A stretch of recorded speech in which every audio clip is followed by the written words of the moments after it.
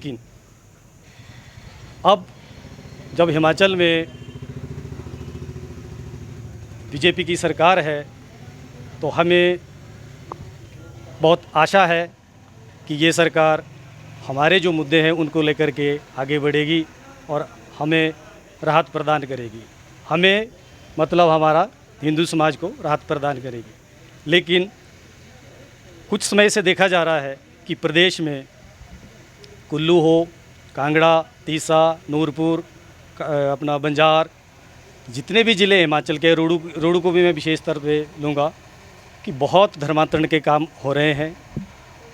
ये धर्मांतरण के काम एक जिहादी मानसिकता के तौर पे लोग इसको आगे बढ़ा रहे हैं, लेकिन हमारी भोली भाली जनता भी इसे समझने में असमर्थ महसूस कर रही है।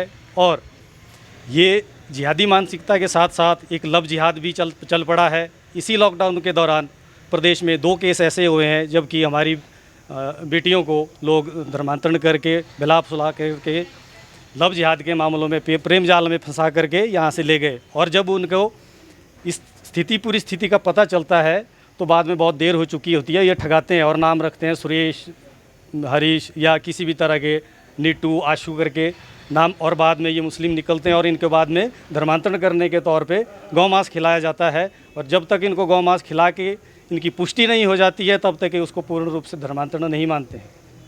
इसी तरह की धर्म की समानता का विधेयक 2019 लाया था, तो हमने सोचा था कि इसे रोक लगेगी, लेकिन रोक ना लग करके वही हो रहा है और उसी तरह से कानूनी कार्रवाई बड़े धीमे तौर पे हो रही है। लेकिन ये भी जो केस हुए हैं कानूनी तौर पे जो कानून बनाया गया उसके तहत अभी तक कोई कार्रवाई नहीं हुई है।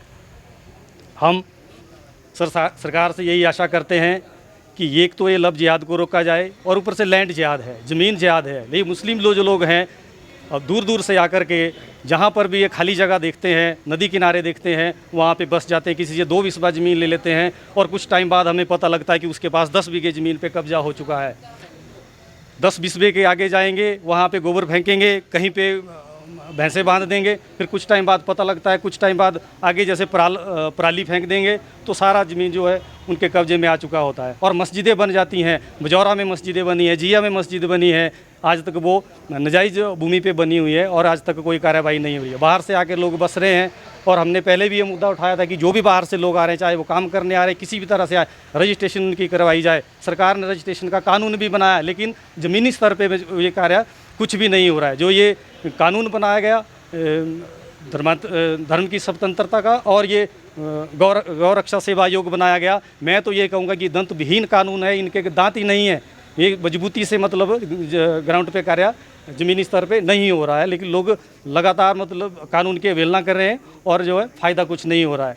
इसलिए हम उपायुक्त के माध्यम से मुख्यमंत्री महोदय को, राज्यपाल महोदय को ये ज्ञापन के माध्यम से बताना चाहते हैं कि जल्दी से जल्दी इस समस्या का निपटारा किया जाए।